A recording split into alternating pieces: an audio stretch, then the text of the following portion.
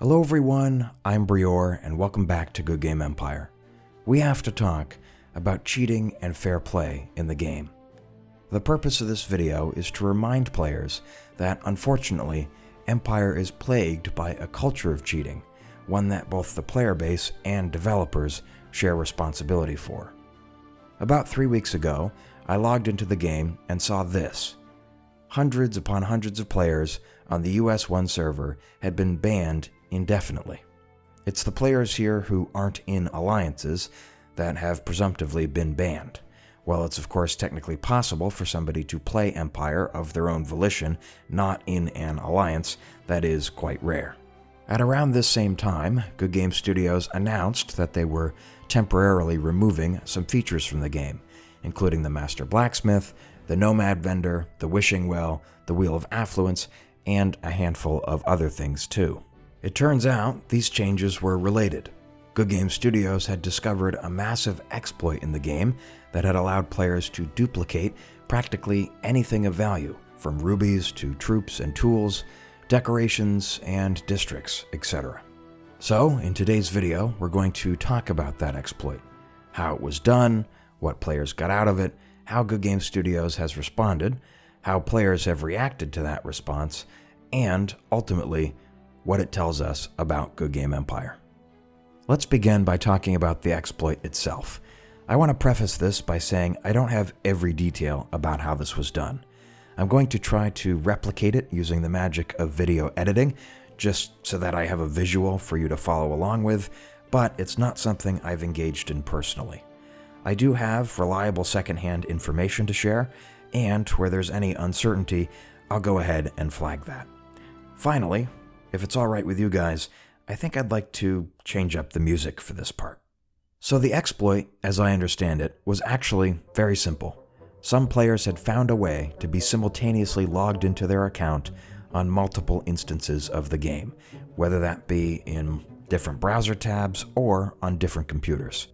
Once the player was logged in this way, there were many different things he could do that would result in his items being multiplied. For example, the player could come over to this here decoration and click on the Store in Inventory button. And so long as he was precise enough about doing it at exactly the same time, the player might find that the decoration was removed from his castle once and stored in his inventory twice. This also worked with districts, which are some of the most valuable and powerful items in the game. Were there other things the player could do? Well, of course. Let's say the player opened up the Master Blacksmith, where premium tools and Wheel of Affluence tickets were sold. Normally, there's a cap on how many of each you can buy, especially at low prices. However, using this exploit, the player could buy substantially more of everything at those very cheap rates. And if you can buy a lot of Wheel of Affluence tickets, a practically unlimited amount, of course you can win a practically unlimited amount of anything that is a prize at the Wheel of Affluence, from rubies to troops and tools and equipment. Players could also take advantage of this exploit at the Wishing Well and at the vendors for the various events. Finally, if the player wanted to, say, skip the hassle of spinning the Wheel of Affluence, he or she could simply simultaneously station large armies to places like monuments and then recall them. If the player were lucky, the army would leave his castle twice, thus multiplying everything. You may well be thinking that that all makes sense in theory, but surely we don't have evidence of players engaging in that behavior. Surely we wouldn't have screenshots, say, of in-game or Discord messages where players were offering to sell this exploit as a service to other gamers. We also wouldn't have screenshots of commanders with impossibly high stats, the kind of stats a player could only have if he or she had more of the game's top decorations than had been legitimately up for grabs in the events that had run until that date. And likewise, I assume it would be completely hopeless if we wanted to come up with any video evidence of players engaging in sketchy behavior, removing and adding decorations to and from their castles. Oh wait, that's exactly the evidence we have.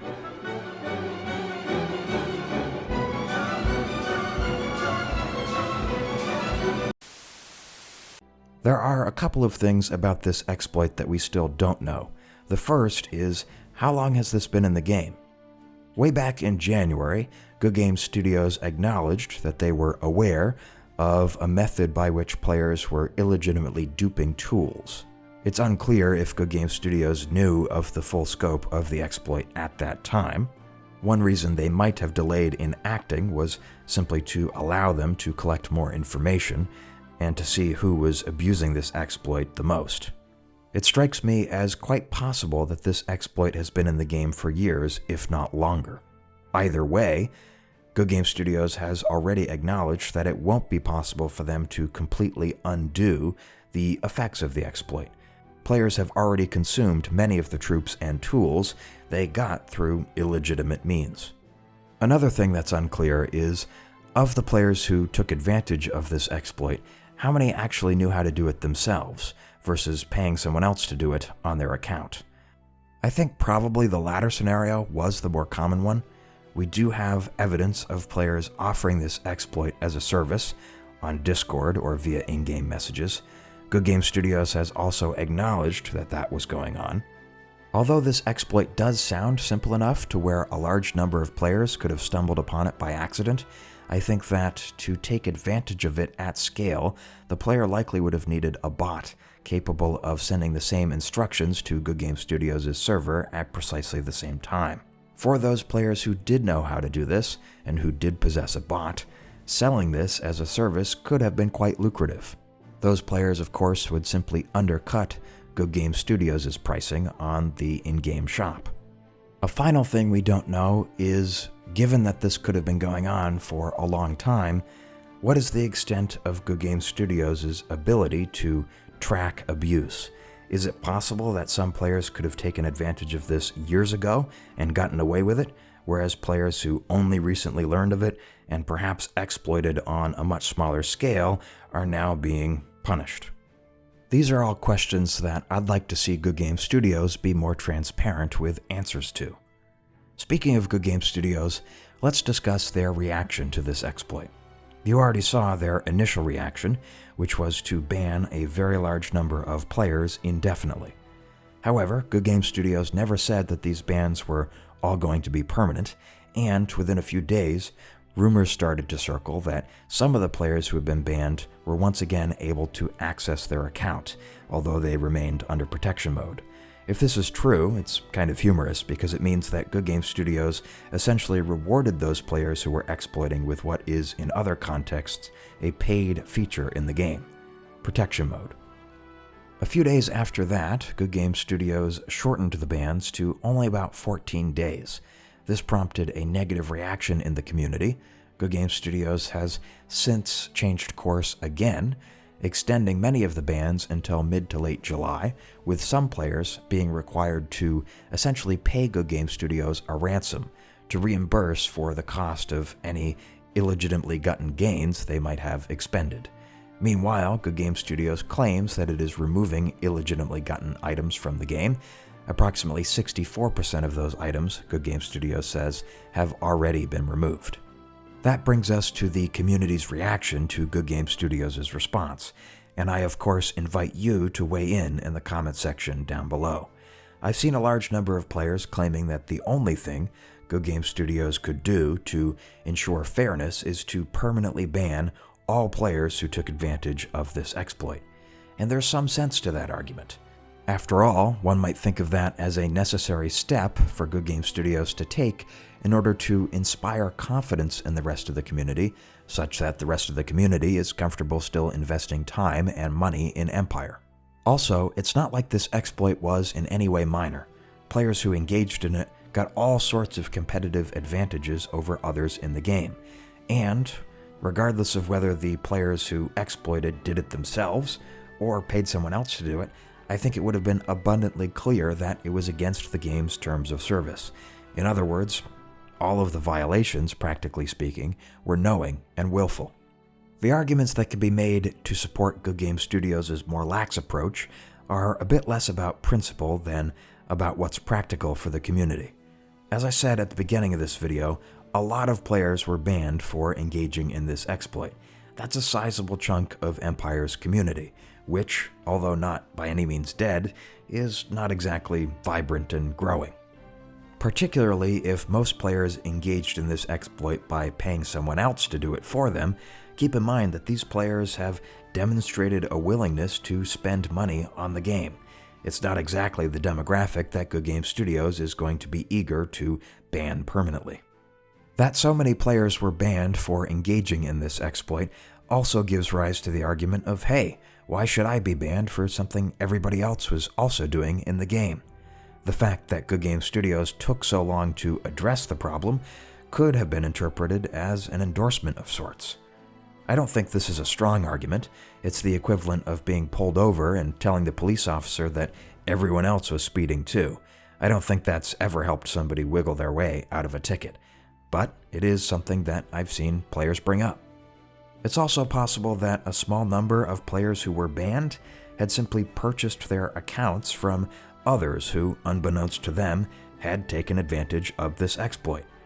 Purchasing accounts is always something that comes with risk, and I think it's still something that is against Goodgame Studios' terms of service, so one might not feel particularly sympathetic to players affected on that basis. As for my opinion, I definitely think that bans of only about a month are much too lenient. I am happy to see that many players who took advantage of this exploit will be required to reimburse Goodgame Studios in the amount of the value of the stolen items. I think it's clever that Goodgame Studios has found a way to further monetize this entire incident. At this point, you kind of just have to respect Goodgame Studios' game. As mentioned, however, I would like to see more transparency from Goodgame Studios about some of the issues that we had discussed.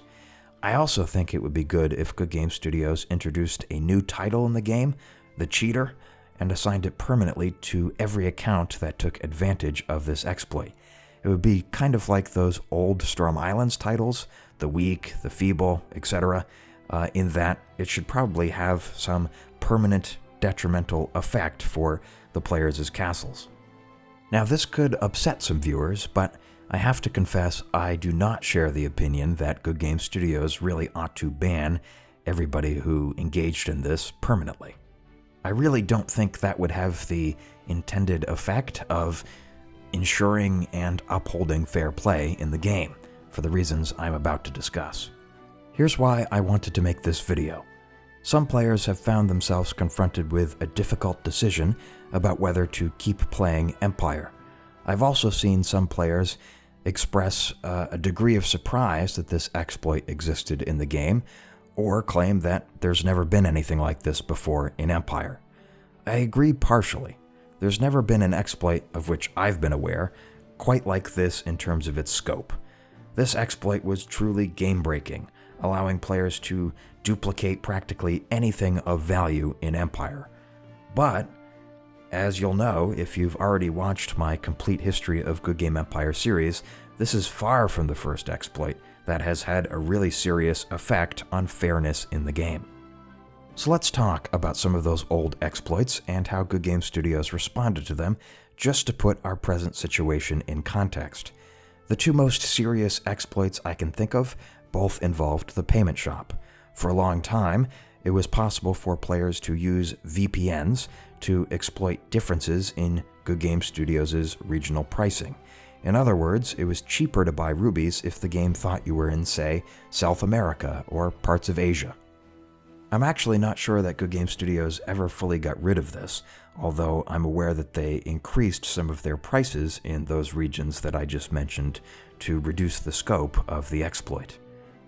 Back in the day, when the payment shop was separate from the game environment, players discovered that they could combine some of the game's best premium offers that Goodgame Studios did not intend for players to be able to combine, simply by clicking on an offer, leaving the payment shop open in another tab while that offer expired, and then purchasing rubies as soon as another offer appeared in the game. Although these are the most serious exploits I can think of that involved the payment shop, Goodgame Empire has obviously long had a problem with rampant botting. Goodgame Studios has mitigated this somewhat, of course by banning players for engaging in it, but also by introducing gameplay features like the attack preset system that make sending attacks much quicker. When I think about exploits, I also think about the many times in Empire's history where players have taken advantage of unintended effects present in the game. For example, for a long time, it was possible for players to use extra resources looted commander equipment to loot more resources from the target castle than that player had in his or her inventory. Once players found out about this, they worked together to create a resource multiplying loop. The first player would send, say, Aquamarine to the second, and then attack the second player to loot more resources than he had sent. Then the second player would get to do the same. Depending on how you looked at it, this either made events like the Storm Islands way more fun, because you could get Aquamarine much more quickly, or it ruined it because that was a better strategy than playing the event as intended by, say, attacking storm forts. When Goodgame Studios found out about this, it removed that functionality from the game, leaving players that hadn't discovered that exploit until recently unable to catch up with those who had.